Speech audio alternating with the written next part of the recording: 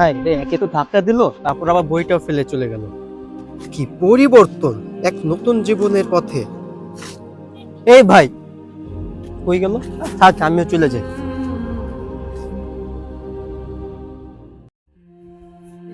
হায় আল্লাহ, এই যুবকদের আখিরাতের কথা মনে নেই, তারা এখানে সারা দিন বসে থাকে। আসসালামু আলাইকুম ভাই। ভাই, নামাজের সময় হয়ে গেছে, আমরা নামাজে যাই। ভাই ম্যাচটা শেষ করে আমার একটু কাজ আছে, তো কাজটা করে আসতেছি, আপনি যান।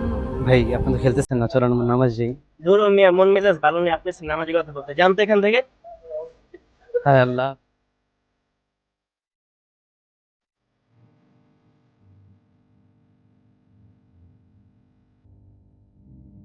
সাদিয়া, তোমার এত বুঝলাম, তা তুমি রাগ করে আসছো, তুমি বুঝোই না। দেখ ওই ভাই, এক গুলির আছে, মারো না কে? এক গুলির আছে, মারো মারো। আরে গ্লুয়ালের ভিতরে যাবে চিবিয়ে, দেখো না চোখে না দেখে খালি চিল্লাও। ভালো লাগতেছে না, আমি চলে গেলাম।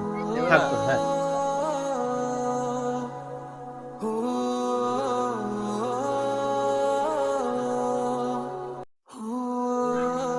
একটা সাধারণ মোবাইল ফোনও যদি উদ্দেশ্য ছাড়া তৈরি না হয়, তাহলে তুমি যে চিন্তা পারো, অনুভব করতে পারো, ভালোবাসতে পারো, ভুল করতে পারো, আবার সূর্যও নিতে পারো, তুমি কি করে ভাবলে তোমার উদ্দেশ্যহীন ভাবে সৃষ্টি করা হয়েছে?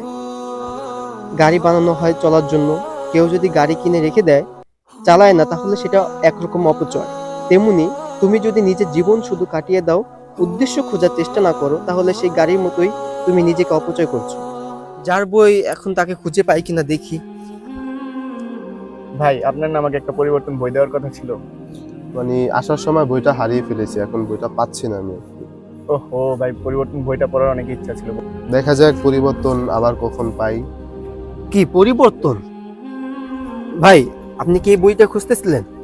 হ্যাঁ, আমি তো পরিবর্তনের কথাই বলতেছিলাম। আপনি কোথায় পেলেন পরিবর্তন ভাই, বইটি? এটা তো সকালে আমার সাথে একজন ধাক্কা লেগেছিল, তখন এটা ও, পেয়েছি। আপনার সাথে আমার এই সম্ভবত ধাক্কা লেগেছিল। যাই হোক, আমি একটা বিষয় চিন্তা করতেছিলাম, যার কারণে অন্যমনস্ক ছিলাম। ভাই, আপনাকে অসংখ্য অসংখ্য ধন্যবাদ। মানে বইটা আমি আমার ভাই সোহেলের জন্য এনেছিলাম, তবে এই বইটা এতক্ষণ আমার কাছে ছিল না দেখে দিতে পারিনি। যাক, আলহামদুলিল্লাহ, এখন আমি বইটা দিতে পারবো।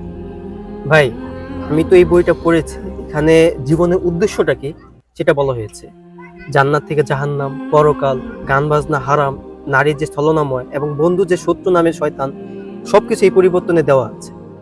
জি ভাই, পরিবর্তন বইটি এমনভাবে সাজানো হয়েছে যে বর্তমানের যুবক তারা যাতে বুঝতে পারে যে তাদের জীবনের উদ্দেশ্য কি, তাদের জীবনের মূল গন্তব্য কোথায়, এটা ভুলে যায়। এই লাবিব, বর্তমানে- আকাশ, এদিকে আসো একটু। তো ভাই, আমাদের পরিবর্তন বই নিয়ে একটু নসিহত দিচ্ছে, আমরা সবাই শুনি একটু। জি ভাই, বলো। এনারা কি আপনার বন্ধু হয়? হ্যাঁ, আমার বন্ধু। আচ্ছা। না, বলছিলাম যে আমাদের আসল বর্তমান যুবকদের উদ্দেশ্যের কথা। আমরা যে আজকের এই জেনারেশনে এসে আমরা আমাদের সৃষ্টিকর্তাকে ভুলে গেছি। আমরা আসলে জানিই না যে আমাদেরকে কেন সৃষ্টি করা হয়েছে। আমরা আমাদের জীবনের একটা উদ্দেশ্য বানিয়ে নিয়েছি সফলতা, যা টাকা কামাও, সুখে শান্তিতে দুনিয়াতে বসবাস করো, এতটুকুই।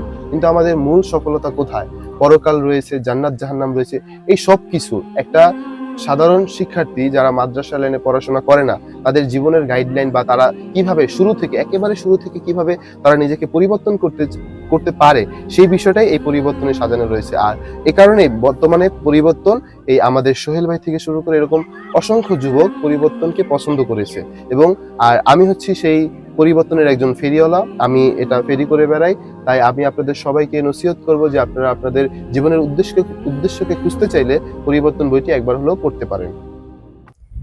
জি ভাই, আজকে সকাল থেকে আমার মন প্রচন্ড খারাপ ছিল। আমি আমার জীবনের উদ্দেশ্যই ভুলে গিয়েছিলাম। আমি চাচ্ছি কিভাবে খুব সহজ মাধ্যমে আমার জীবনকে পরিবর্তন করা যায়। আপনি যদি কিছু বলতেন আমাকে।